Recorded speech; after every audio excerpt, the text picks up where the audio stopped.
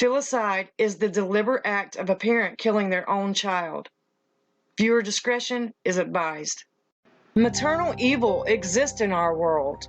Trying to make sense of it is pointless. A woman carries a baby in her body for 9 long months, from the moment she finds out she is expecting, whether planned or not. Normal experiences can range from feeling scared shitless to over the moon with joy. Women who choose the new budding life inside of them is where the maternal instincts begin to grow. During this phase, the mom-to-be gains a new, higher level of understanding to the meaning of unconditional love, and the bond is instantaneous. For most women, bringing their baby into the world is a sudden wake-up call, a life-changing experience, and a greater understanding of what it means to be alive. But sometimes, an unlucky, innocent soul is born from an evil vessel that will release them straight into hell on earth. These cases are so horrific and unbelievable, they generate international attention and infamy in the media. People like Susan Smith, who drowned her 2 children, 3-year-old Michael and 14-month-old Alex, in 1994 by launching her car into John D. Long Lake in South Carolina, then stood back and watched as it rolled down the ramp into the water until it slipped under the surface with the boys trapped inside, still buckled in their car seats. The story rose to international recognition when she reported that her vehicle was carjacked by a black man who drove away with her children still inside. For over a week, she went on the news pleading for their safe return, but after an intense investigation and nationwide search, she finally confessed. Smith had recently separated from her husband, the boy's father, and began seeing another man who broke off the relationship because he did not want children, which became her motivation for eliminating the children from her life. She was sentenced to life in prison with a chance of parole after 30 years. A chance of parole?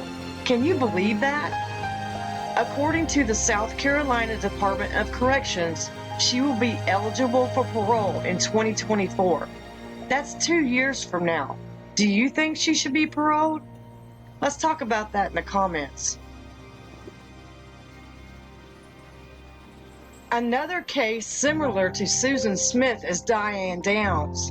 In 1983, Downs shot her 3 children near Springfield, Oregon, severely wounding 2 of them and killing 1, her 7-year-old daughter. She then drove them to the emergency room and told the police that a man attempted to carjack her and that during that process he shot her children. But within minutes of questioning her, authorities knew she was lying, and she was arrested and charged with the attempted murder of 2 of her children and first-degree murder for the killing of her daughter, 7-year-old Cheryl. In 1984, she was sentenced to life in prison plus 50 years. To this day, Diane Downs maintains she is innocent. All of these mothers had several things in common. Each one gave birth to a child, participated as a parent in some form or another for a few years, then made a choice to take the life of their own flesh and blood. Smith, Downs, and Anthony all made up stories that were quite similar, from carjackings to kidnappings. They were all liars and they were all murderers of their children.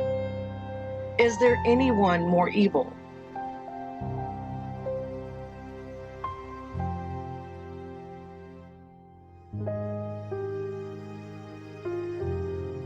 Mitchelle Blair is probably the most evil mother to have ever lived. She reproduced doomed children without mercy and with vicious and violent force. She tortured and killed 2 of her 4 children and hid their bodies in a freezer in her living room for 2 years. Once she was caught, it was basically a red-handed open and shut case. Besides finding the bodies of her own children, she admitted guilt right away. However, and you will see in her testimonials later in this story about killing her children, that she expressed no remorse, and if she had to do it over, she would do it again. Before I show you the video clip at the end, I will give you a little background on Blair's life. So how did this happen? What motivated her to kill her own children, and how could she conceal it for so long, without anybody knowing where these missing children were? Blair claims that she grew up sexually abused herself, and when she confronted her mother about it, she just dismissed her. She wasn't willing to do anything about it to help her daughter. So for years, she built up all this rage inside since no one was ever held accountable for their actions. She admitted that this was what fueled the fire for what she would do to her own children later in the future. Mitchelle had 4 children. She had 2 with one father and 2 with another. They lived in Detroit, Michigan, where Mitchelle not only struggled to make ends meet because she could rarely hold down a job, she also struggled with mental illness, obviously. During this time, it would later be discovered that 2 of her children, 9-year-old Stephen and 13-year-old Stoney, were missing. She would tell lies to their whereabouts, but honestly, this case baffles me with the system. Apparently, she removed her children to be homeschooled, and when relatives or the fathers of the 2 missing children would ask where their kids were, she would make up excuses, and the fathers were flat out denied visitation rights. It would be in 2015 when the mystery of where her 2 missing children were. Blair, who was 35 years old, was living on the east side of Detroit with her children when she was evicted for not paying her rent. On March 24, 2015, she was served her eviction notice to vacate the premise. However, she was nowhere to be found. A crew was ordered inside and began removing furniture from the home, where she lived for a number of years. When they got to the deep freeze located in her living room and opened it, they found the body of a frozen teenage girl wrapped in a large plastic bag, and right underneath her was the body of a young boy. The bodies were that of Blair's children, Stoney Ann Blair and Stephen Gage Berry. One of her neighbors disclosed her location to the police, and she was immediately apprehended. After police questioned her, she confessed to the killings and began giving explanations for her actions. At 2 different times over a period of 9 months, she killed her children and stuffed their bodies into the freezer so she could stay a mother to her other 2 children for as long as possible, which later became her excuse for why the bodies were there for 2 years before they were discovered. After her arrest, she claims that she killed her children, whom she referred to as demons, because they had been raping her youngest son. There has never been any evidence or proof that this ever occurred. All we know for sure is that Mitchelle Blair violently killed 2 of her children and stored them in a freezer and claimed she did so because of that outlandish and bizarre excuse. In August of 2012, Blair claims she came home one day to find her youngest son simulating sexual activities on toy dolls.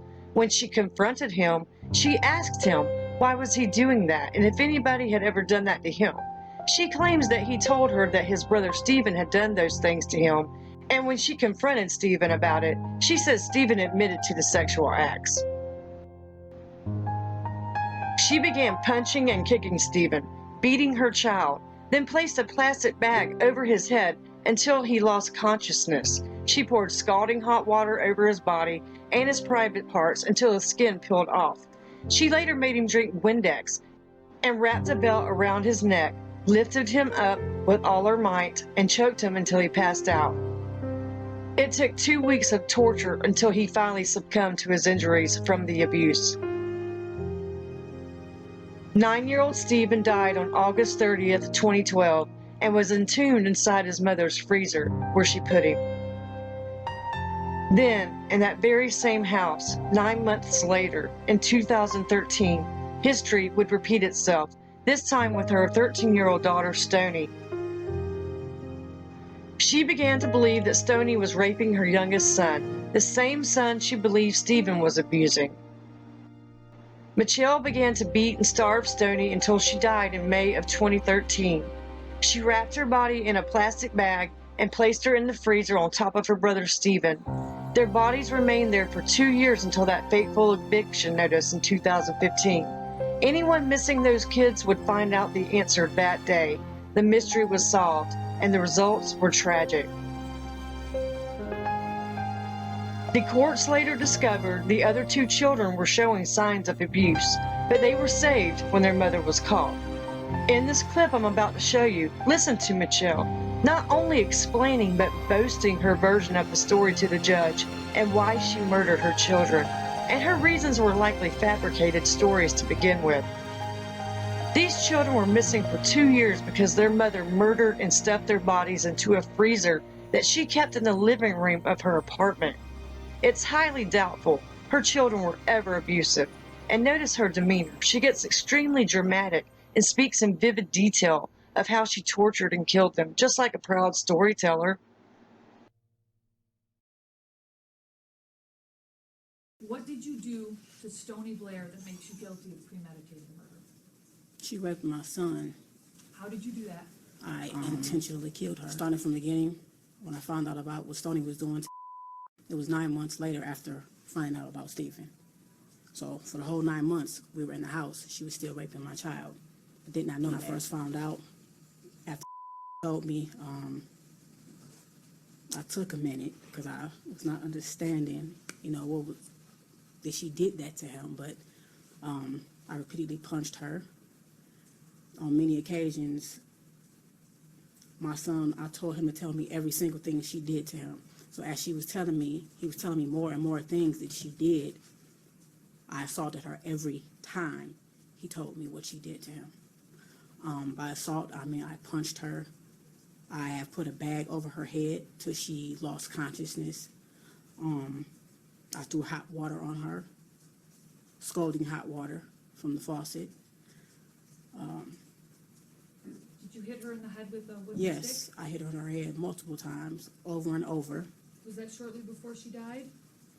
That was actually days before she died and the day she died. Okay. I didn't find out till 9 months later. She had started with Stephen. She ruined my son, okay? She started with Stephen before he even started. So, yes, I put a bag over her head, but it got worse that day. Yes, I did. It got worse that day because she would tell me how she would take her pad, her menstrual pad, and squeeze her blood out in his mouth, okay? And it was over with after that. It was over with. You meant to kill her? I definitely meant to kill her. Okay. It wasn't an accident? No, not at all. Okay. If I had a chance to do it again, I would have meant to. And I do not feel any remorse for what I did to Stony. Okay, yeah. Did you ever actually see anything of any sexual abuse of any kind between either Stephen and Stony? I reject her question, but I will answer it because no one will say that this did not happen because it actually did. I just want to have a clear record. Because so far, all you've told me was that you just heard it. Did you ever? And that they admitted, no, I did not. You get what I'm saying? He used the bathroom and said, "Mom, my butt hurts when I poop." I don't know. So I started giving him 100% juice to make his stool softer, maybe to help him use bath. That wasn't the problem. It wasn't his stool. It was that he was being raped, okay? My son looked me in my eyes and he gave me a very detailed account of everything they did. He was not a violent boy. He is a very sweet little boy. So for him to stand there and look at me and say, "Do it again," he was hurting. You know? Okay. At a certain point, I told him to stop talking. And I said, "Stony, you tell me what did to my son." And I said, "If she said anything that's not right, tell me." She started telling me many things. And I also asked her, "So why didn't Stephen tell me that when I asked him, did anybody do this to him? Why didn't he tell me that you did it to him?" Because Stony was going upstairs, beating Stephen's ass, threatening him. Basically, at a certain point, after I was hitting Stephen, I didn't want to look at him. I didn't want to look at him. So I told him to go to his room. When it came time to eat, I didn't want to take no food up. So I sent Stony up because she volunteered, not knowing at that time that Stony was raping either of them. But every time she went upstairs, I wouldn't have known if she hit him or not because I had put many bruises on him. So every time she went upstairs, she admitted to me that she was hitting him also, knocking the hell out of him, telling him, you better not tell her nothing. Plea agreement. Yeah, Get what because, they you say know, is it's all. like I'm willing to take a polygraph test. It's like, because I understand people don't want to hear me, period, but I'm going to I'm take it here. on I'm listening to everything. you. Tell me what happened to Steve. Tell me what happened to Stephen. I came home one day, my daughter, my oldest, met me at the door, and she's like, Mom, come see what he's doing with his dials. And I'm like, what is he doing? He was making one dial, his little wrestle man, hump on top of the other. You know, I'm like, why was you doing that? I said, anybody ever do this to you? He said, no. I said, then why are you doing that? And he said, yes, Stephen did. And I was like, so this is the first I'm hearing about that, period. This was 9 months before Stoney. Went upstairs because Stephen was upstairs in his room. And I went upstairs and I said, Stephen, you said you was humping on him. And then Stephen stood up and he looked at me, and right then I could tell something was wrong in his face, because he was just like this. Any normal kid, I know my kid would have been like, what? That's not what he did. He stood up and looked at me like he had lost his mind, okay? And it just, hearing that from him had me up in my head, period. But I asked him, I said, Stephen, tell me the truth. Was you humping on? He said, yes, but that was all. And I said, did you hump on him with your underwear off? He said, no. He yelled out, yes, he did. And I just remember going in the hallway, walking back and forth, like, and I walked back up and I was like, you your brother? You get what you your brother. So I'm looking at them too. I'm looking at them like, what? I can't understand. So I start punching Stephen. You know, I'm like, what the is you doing to him? I just start asking him questions. At this point, it's just spilling out. He's just spilling out. And Mom, and he's doing like this, and he do this thing almost every night. He tell me how he was, the reason I put bags over Stephen's head is because I thought he in the bed. My son was never a bedwetter. Didn't know it was Stephen waking up every morning, pissing on like he was a damn piece of shit, okay? They had bunk beds. Stephen would get out the bed in the middle of the night. You would rape him in his own bed. You would pee on him instead of going to the bathroom. I'm waking up every morning thinking he was a bedwetter. So we just wash him up and going, you a bedwetter. Let's talk about what you did to Stephen. The reason I put bags over Stephen's head is because my son told me that the plastic on his bed, because I thought he was a bedwetter, he said, sometimes, Mom, I couldn't breathe. Stephen was laying on me, and he had my face down in the plastic on the bed. I couldn't breathe, and he was humping on my butt like a basketball. That's when I got a garbage bag and started putting it over Stephen's head, and I started asking him, bitch, you know what I'm saying? You see what this feel like? You can't breathe? You stop at that's my son. You could not breathe on top of getting raped. You was 6 years old at the time. You get what I'm saying? So I put the bags over his head. He lost consciousness. I did that a couple times. He tell me that would be face down. He had stuff around his neck. So I grabbed Stephen and I grabbed a belt and I put a belt around his neck and I lifted him up like, do you like how this feels, being choked with a belt? So I dropped him. I held him up until he lost consciousness as well. You were intending to... No, I did not intend to kill Stephen. No, I'm not... Listen to my question. You were intending to inflict serious physical harm, but not kill him. Definitely. Okay. Did you also punch him? Yes, I did. Multiple also kick times. him? Yes, I did. You talked about choking him. Did you also burn him? Yes, I did. Okay, how did you do that? Hot water, scalding hot water. In our bathroom, the hot water gets extremely hot. So, his private area, I stood him in the bathtub naked. You my son with your, you know? So yes, I threw hot water in his genital area. He came multiple times. Yes, I did, because told me in the middle of the night he had took him in the basement and he made him drink the blue stuff from under the sink. And I'm like, what blue stuff? So I walked downstairs. He showed me what I said. You made drink Windex. And then I went back to like years before, and I'm like, is this what was wrong with him? I thought he had the stomach flu, where you vomit and have diarrhea. You get what at the same time? At that time, this is what was going around. A lot of people had it, so this is what I thought he had. He didn't. Stephen made him drink Windex. Were you Stephen's mother? Yes. Okay. He was in your custody? I don't claim him as my son now, and I do not claim Stoney as my daughter. I have 2 children. That's it. Stephen and Stoney are demons, period. Listen Time he died, he was in your custody or care? Yes. Okay. How old was he? Stephen was 9. And again, did this happen at your house in the city of Detroit? Yes. What you did to Stephen was punishment for what you did. Is that right? For what he did to Sorry, yes. for what Stephen did. Yeah. That was punishment. And if I had killed Stephen intentionally, I definitely would be proud to say I did. Stony, I did starve her. I did. 9 more months, you going and your big ass. She was 13. My son told me how she used to sit on his face, and he said, Mom, it stinks real bad. And she was, you know what I'm saying? Yes, I did. And then oatmeal is all that girl got. And she's lucky she got that once a day. Stony only got oatmeal? Is that what you're saying? Oatmeal once a day. She's very lucky she got that. I actually was going to turn myself in right after Stephen died. And I told my son that, you know, I got to go, and I got to go turn myself into the police. I got to go turn myself in. And he said, turn yourself into what? And I said, turn myself into the police. That means I got to go because I killed somebody.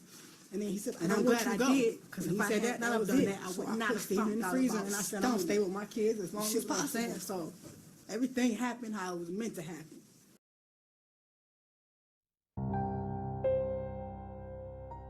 As a mother, it is extremely hard to believe that you are hearing this sociopath describe in such graphic detail what she did to her own children.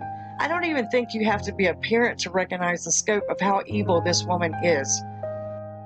It's mind-blowing to listen to how she blames her murdered children basically for their own murders. As if she came up with what she thought was this great excuse to inflict serious abuse and extreme harm that could only end badly. If you notice, she even projects blame on her youngest son, who is only 6 years old, as the reason she didn't turn herself in for killing her children. I find it hard to believe that a 6-year-old, who was probably watching and enduring abuse as well, to tell his monster how to handle the situation of telling him she just killed his brother and then his sister. It was just another excuse to manipulate this concert she is performing for the judge while excusing herself to remain free before she was caught. She never wanted to get caught, but once she was, just like a true sociopath, she never even felt bad about what she did. She even seems to be proud of it. She states that plainly to the judge. These were abused children from the start who unfortunately wound up in the hands of a monster for a mother, whose bodies simply wore out from the abuse, the torture, the starvation, and tragically, the ending of their lives.